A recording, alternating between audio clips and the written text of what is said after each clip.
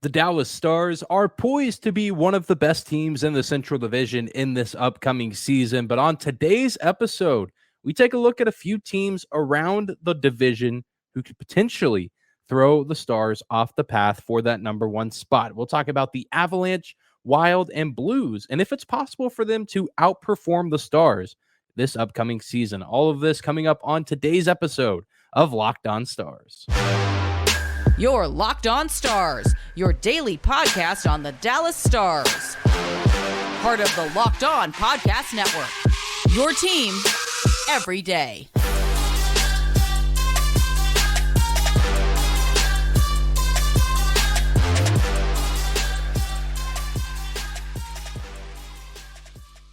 Howdy, Stars fans. Welcome back to the Locked On Stars podcast, the only daily podcast covering the Dallas Stars. Part of the Locked On Podcast Network, your team every day. I'm your host, Dane Lewis, your local expert on all things Dallas Stars hockey, coming to you on this Tuesday, July 11th. And whether this is your first time here or you are a recurring listener, thank you for stopping by and making Locked On Stars your first listen of the day. Be sure to subscribe to the show on YouTube.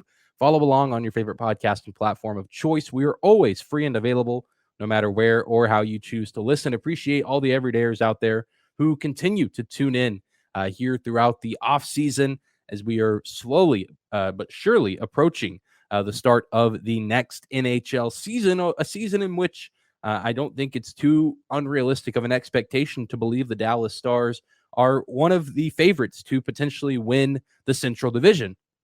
And we've spent plenty of time over the past handful of episodes discussing the Dallas Stars' depth with their new signings on top of the excellent players that are already in place from last year's team. It seems like they're ready to run it back with not just a loaded roster from last year, but some really nice depth acquisitions to go as well.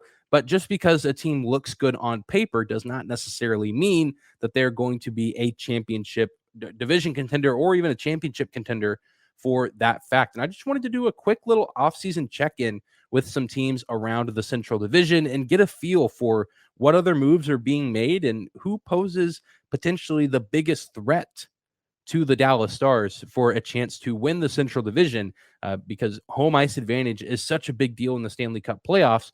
And the Stars, of course, did well enough to earn it in the first round, and then kind of, I don't want to say got lucky in the second round, but we're fortunate to be granted home ice advantage in round two against the Seattle Kraken, who upset Colorado. But had Colorado beaten the Kraken in round one, it would have been games 1 and 2 at Ball Arena, back to Dallas for games 3 and 4. And who knows how that series could have transpired if the Stars have less games at home.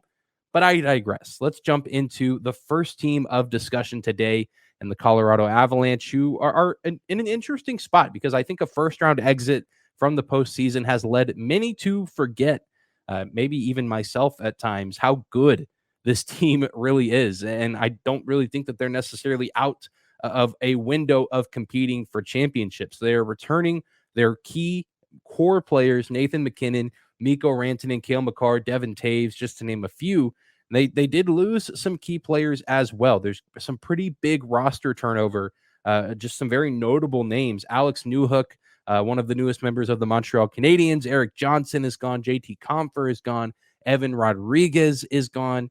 A lot of guys, none of those players necessarily superstars, but key contributors to the Avalanche success over the past year or so. And a lot of those guys, members of the team that helped bring the Stanley Cup back to Denver for the first time in a while. But even with the departure of these notable players, guys that will be missed in Colorado, they gained some new players as well. Miles Wood coming from the New Jersey Devils, and the Stars and Avalanche saw eye to eye in one way, both picking up former Nashville Predator players. The Avalanche went out and got Ryan Johansson. And if you're watching on YouTube, I have a mock from the Daily Faceoff of what some forward lines could look like for the Colorado Avalanche. And really with these questions of discussing these teams, I want to ask myself, are the Stars better than this team? Are the Stars, should they be expected to outperform this team? Should they be expected to finish higher? And obviously it's early, and these are just guesses from the Daily Faceoff. No one really knows what any team's lines are going to look like exactly at this point because we haven't seen training camp and we don't necessarily know how these coaching staffs want to structure their lineups. And all of this to say with the Avalanche, I've talked through all these players, the core players staying, the key departures, the key acquisitions, all of this, I say without mentioning that they're waiting on the return of their captain, Gabe Landeskog, who I assume is going to be back at some point next season. I know it's such a tricky timeline with his injury. We didn't see him at all in the last season after they won the cup. But you have to imagine that he wants to get back out on the ice as soon as possible. And I think just looking at this roster here, it's pretty clear, I think in my mind, at least on paper, that the Stars and the Avalanche are the best two teams in the Central Division. And barring anything health-related, I think it's not too far of the stretch of the imagination to think that these two teams will be gunning for the top spot in the division by the end of the season, as it was this past year. And Colorado, probably should have had an easier road, but they did battle their fair share of injuries. And that just goes to show how good of a team they were, how deep of a team they were, that they were still able to be competitive and get back. I know that at stretches, it didn't necessarily look promising in the middle stages of the season, but they were eventually able to work themselves back into a position to eventually win the division over a team like the Stars, who just couldn't get out of their own way in overtime. Minnesota and Winnipeg both kind of stumbling over themselves at the end of the season. It's a very good and very deep team, even with some of the key departures. Even if you look at that bottom six, I mean, Miles Wood probably going down there somewhere, Ross Colton coming to the team. They added a few Dallas Stars players and Freddie Olofsson, who right now probably would be on the starting lineup. I know that they still have some holes to fill in the forward department. So maybe you see Freddie Olofsson on the opening night roster. There's also former Dallas Star Andrew Cogliano, who got extended by the team. He's back for at least one more season. Some really nice veteran pieces, not guys that are going to steal the spotlight or steal the show for the Colorado Avalanche, but guys that any team around the NHL would look around and say, oh, I wouldn't mind having one of these players in my lineup, in my roster every single night.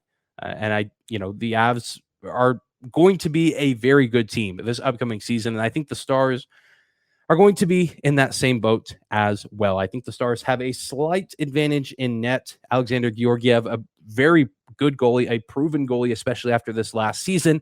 I think that he's a great piece for this Avalanche team. And I'm obviously going to be pretty biased towards Jake Ottinger in a lot of situations, but a healthy Jake Ottinger, I would take him over almost every goalie in the NHL. Not quite every goalie maybe, but he's definitely, I think, entered into that top 5 conversation when you're talking about each goalie at full health. I think Jake Ottinger certainly can hold his own. And so I feel like it's a draw right now. You want to talk about depth and consistency throughout the lineup. I can't really lean either way with the Stars and Avalanche. As much as my bias wants to go Stars, the realist in me knows that the Colorado Avalanche are going to be a deadly team.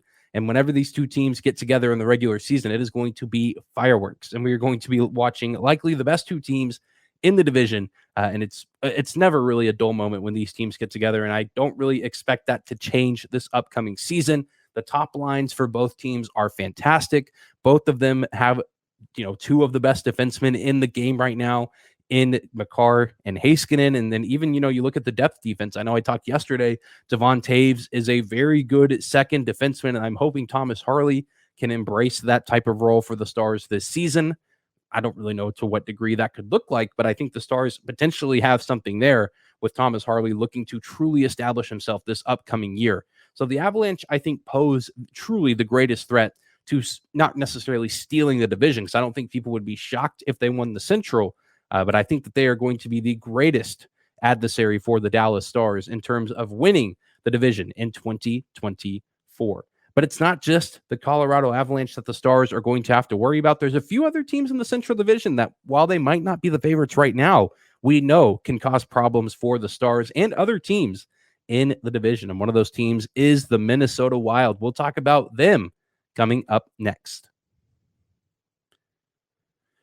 Today's episode of Locked On Stars is brought to you by FanDuel. Take your first swing at betting MLB on FanDuel and get 10 times your first bet amount in bonus bets up to $2,000. That's right. Just bet $20 and you'll land $200 in bonus bets, win or lose. That's $200 you can spend betting on everything from the money line to over-under to who you think is going to hit the first home run. All on an app that's safe, secure, and super easy to use. Plus, when you win, you can get paid instantly. There's no better place to bet on the MLB than FanDuel, America's #1 sportsbook. So sign up today and visit FanDuel.com/lockedon and get up to $200 in bonus bets. That's FanDuel.com/lockedon. FanDuel is an official sports betting partner of Major League Baseball. I want to thank you again for making Locked On Stars your first listen of the day. A big thank you to all the everydayers out there who continue to tune in. A little housekeeping note while we're on that discussion. We are still covering the Dallas Stars this week, Monday through Friday, each day of the week. But then starting next week on Monday the 17th, we will be cutting back to 3 episodes a week, with it fully being the off season. Pretty much all of the NHL shows across the Locked On Podcast Network will be making a jump from 5 shows a week to 3 shows a week, just with it being the off season. Maybe not as many points of discussion, and also to give us hosts a little bit less of a workload as we get prepared for training camp and the regular season. And then once training camp comes back around, we will go back to 5 uploads a week, but 5 uploads we will continue to go through this week. You'll get an episode tomorrow, Thursday, Friday, and then starting next Monday, we will be going every other day, 3 days a week. Monday, Wednesday, Friday will likely be the rotation there. Just wanted to give the listeners and viewers at home a heads up, and I'll continue to do so throughout the week. But let's continue to move on with today's discussion of teams in the Central Division that probably pose the biggest threat to win the division over the Dallas Stars. We talked about the Colorado Avalanche, but now I want to talk about the Minnesota Wild, who are a very weird team. And I remember thinking this last year. They haven't necessarily made any notable additions at this point that could be subject to change. They still have around $8 million left in cap space. And they also did go out and sign Pat Maroon, who has had a pretty good track record on being on some Stanley Cup competing, and not just Stanley Cup competing teams, but teams that have won the Stanley Cup in recent memory. Obviously, that hasn't been the case the past couple of years. But Pat Maroon had a pretty good run there from 2019 to 2022 of appearing in the Stanley Cup Finals and winning nearly all of those appearances, if I'm not mistaken. But he is a replacement, I guess, for Ryan Reeves, who is one of many notable departures for the Minnesota Wild. Ryan Reeves, Matt Dumba, Sam Steele, one of the newest members of the Dallas Stars, Gustav Nyquist, and former Dallas Star John Klingberg. All of those players, unrestricted free agents. A lot of those players have already signed with new clubs. Matt Dumba, at the time of recording, still has not signed with a new team, but Klingberg has signed with the new team. I know Sam Steele signed with the new team. Ryan Reeves has signed with the new team. And so a lot of notable departures, players that the Wild considered key in getting to the postseason. And then once they were in the postseason, guys that they did try to lean on in order to get a series win over the Dallas Stars, but it just was not necessarily meant to be. And it leaves their roster just in a peculiar space where, you look at the top 6 and you say, okay, that's a pretty good group of forwards. Kaprizov, Hartman, Zuccarello is a pretty darn good top line. Matt Boldy, Joel Eriksson-Ek, Marcus Johansson, a formidable second line. Maybe not as daunting as some others around the NHL, but certainly a group that can hold their own. And then you start to get down into the depth, and it's very, very hit or miss. There's certainly some talent there, but I think, you look at a team like the Dallas Stars and you feel pretty comfortable with where you're at when you compare your depth to that of a team like the Minnesota Wild. And the Minnesota Wild are also still working out some deals with some RFAs, Brandon Duhaime and Philip Gustafson in net. I don't necessarily know all the specifics on what's being worked out there or what that looks like, but I do know that both of those players, according to Cap Friendly, still RFAs and don't necessarily have new deals made just yet. And it's a good roster. It's a good Minnesota Wild team. And I think that they really do, if they want to make that jump to be a competitive team in the Central Division, you have to go out and you have to add some juice to the lineup. And it's really as simple as that. Defensively, it's kind of an underwhelming group. Jared Spurgeon, I feel like, is an underrated defenseman and has been for quite some time, but he's definitely not going to carry the team like you would expect Miro Heiskanen to do. And I know Brock Faber, performed pretty well in the playoffs coming in as a rookie. And it's just, not a defensive core similar to the Dallas Stars. I know maybe I'm not necessarily in an area to talk, but I think Miro Heiskanen makes up for a lot of that with the wow factor. And I just keep coming back to that with this Minnesota team. I feel like that's what they're missing. Obviously, Kirill Kaprizov is a stellar player, a phenomenal player, but we've seen that it takes more than that to have success in this league. And it puts the Wild in a weird spot, because I think that they're always just going to be one of those teams that is around and competitive. They seem to have always been that way over the past handful of seasons, where they're, causing trouble in the regular season. They're finishing somewhere in the range of top 3 in the division, and then they make it into the postseason, but then they just fall out in the first round. I know they haven't won a first round series in quite some time. And I just feel like up to this point in the offseason, they haven't taken the necessary steps in order to get to that next level.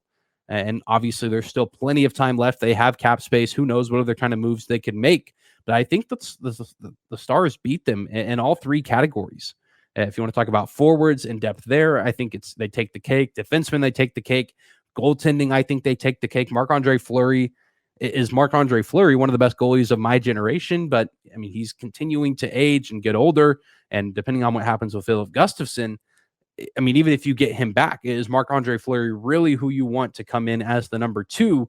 And, let's say, heaven forbid, Philip Gustafsson sustains a long-term injury. I don't want that to happen, but it could happen. It's the NHL, and you never know what you're going to get. Are you comfortable as a Minnesota Wild coach, fan, and other players to have Marc-Andre Fleury shoulder the load? I just don't know if that's a winning recipe for that team. And I think that's another reason why the Stars have an advantage over the Minnesota Wild, although they'll probably still be a competitive bunch. They're not necessarily going to be an easy win when they come up on the schedule, but they're not a team that worries me quite to the extent like a Colorado would concern me, or, a team out in the Pacific like Vegas, who's probably going to be reloading, or maybe an Edmonton or Los Angeles to some extent. I just haven't really seen Minnesota take that next step to get that juice into their lineup. And unless they do it sometime soon, I really don't see them going much farther than the first round of the postseason again. Well, there's one more team left to discuss, and it's an oddball team, maybe one of the strangest teams that we've seen in the NHL this offseason with their moves and just discussing their potential. I feel like you ask 100 different NHL fans how they feel about the Blues going into this upcoming season, and you'll get 100 different answers. This is a team that's hard to pinpoint, but I think they could be a sneaky good team in the Central Division, and we'll discuss that coming up next.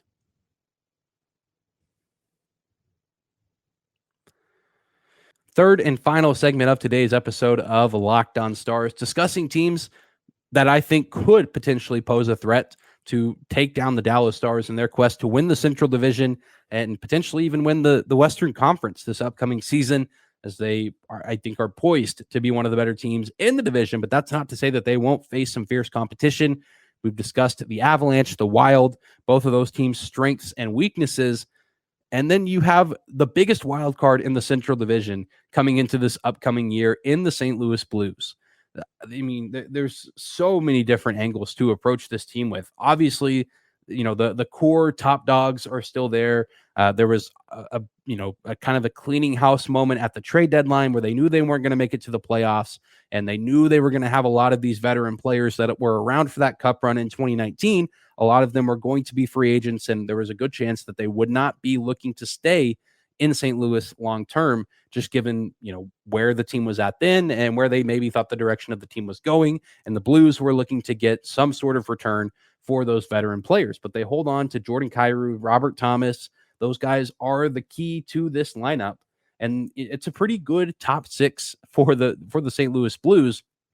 And I feel like we've kind of seen this coming. There weren't a ton of notable departures in the offseason. Again, those happened at the deadline with Tarasenko going to the Rangers, O'Reilly going to the Maple Leafs, and then, of course, Ivan Barbashev, who went on to win the Stanley Cup with the Vegas Golden Knights. But there were some relatively notable additions for the Blues this offseason.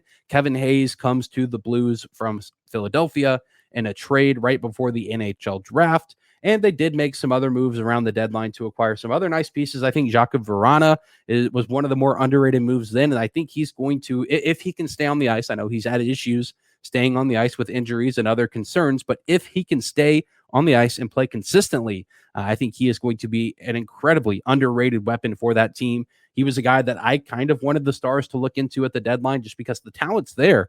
I know there are other concerns with him as a player, and maybe with some off ice things, but I kind of was interested to see if Dallas would go after him. They didn't. St. Louis did. And I'm a little worried for what he could do to the Dallas Stars long term as a member of that organization. But the forward group, top six, pretty solid, but similar to Minnesota. The depth doesn't necessarily concern me. And then defensively, probably, at least from what I can see, a little bit weaker, I think, than Minnesota. Again, not really a ton of juice or star power, firepower on that blue line. I mean, you have some notable veterans, especially in that top four, but none of those guys are guys that, you're looking around the league and saying, all right, which defenseman can I make kind of the backbone of my blue line? And I feel like it's difficult to make an argument for guys like Nick Leddy, Colton Parayko, Torrey Krug, Justin Falk, all very good players, very serviceable players, but not guys that I would take over Miro Heiskanen. I'd probably, and again, all of this is going to sound biased coming from someone who covers the Stars, but Thomas Harley, a little bit younger, I think has a lot more upside and potential. And, you factor in Esa Lindell and what he's done long-term for the Stars. There are certainly some things to like with this Blues team, but ultimately at the end of the day, I think for me, they are what the Winnipeg Jets were at this time last year. And for those of you who have been listening for a long time now, you know that when I discussed the Jets, my topic of discussion with them was I didn't know how to properly assess them. I could see them being a top 3 team in the Central Division, or I could see them flat out missing the postseason and being just, near the bottom with Chicago and Arizona. And Winnipeg kind of met that expectation at the start of the season. They were a red hot team. Were gunning for the top spot in the Central Division up until really the All-Star break. And then they kind of faltered somewhere in the middle, becoming a wild card team, but they were hard to read. And I think rightfully so, because they were hard to read at times during the regular season. And now I feel this way with the St. Louis Blues. There's a world where I could see them sneaking into a top 3 spot in the Central Division, probably that 3rd spot, not really higher than there, but I could also see them having another year like last season where things just don't necessarily go their way. They have to battle some injuries, and they find themselves as a spectator in the postseason yet again. And maybe as the regular season gets closer, they'll make some other adjustments and moves, and we'll get a more clear picture. But I do think that there are some sneaky good players on that roster, and that the Blues could certainly give some trouble to the Stars and other teams in the division. Although I do think that the goaltending situation could be a very hot mess. Thomas Greiss is an unrestricted free agent. He's gone. So you're left with Jordan Binnington, who certainly was not a great option at many times last season. And then Joel Hofer, who is a young goalie. I think he was a 4th-round pick for the Blues a few years ago. I know I think he's played in 7 or 8 NHL games from what I could find before this recording. And I know that he helped pitch in for a shutout last year with Greiss. And I mean, he's probably a fine player, but I mean, is that the goaltending duo that we're going to see on opening night? Is that who the Blues are going to roll with going forward? If so, I think that would raise some concerns. But if they can lock down maybe and get themselves a better goaltender, or maybe Jordan Binnington is ready to turn things around from where he was, I don't know. The Blues are just such a difficult team to read, but I'm so fascinated by them to see what they look like. Not necessarily hoping that they're a good team. The less resistance the Stars can have to getting first in the Central Division, the better. But the Blues are a fascinating team. And I feel like even though they missed the postseason last year, we can't just act like they aren't a good team with good players. It's just a matter of utilizing that talent, utilizing that skill. And with all the new faces, even guys that they got at the trade deadline last year, it's always difficult for players that get traded to the non-contenders, the pieces that get sent in exchange for players that are helping contenders. So, your Sammy Blaze of the world, when he left the Rangers in exchange for Tarasenko, it's always difficult for those guys, I feel like, to get properly acclimated. So guys like Sammy Blais, Jacob Verana, so on and so forth. I think, we'll get a little bit more clearer picture of what they look like with the Blues, as well as the addition of players like Kevin Hayes. But let me know if you're watching on YouTube in the comment section down below, who do you think wins the Central Division this upcoming season, given where the teams are at this point in the offseason? Did I miss somebody? Do you think that maybe I'm sleeping on Nashville or Winnipeg? I certainly don't think I am, but maybe you think so. Let me know in the comment section down below. Thank you for tuning into today's episode of Locked On Stars, for making us your first listen of the day. Be sure to subscribe to the show on YouTube. Follow along on your favorite podcasting platform of choice. We're always free and available no matter where or how you choose to listen. And I hope you guys have a great Tuesday, and we will see you back here tomorrow.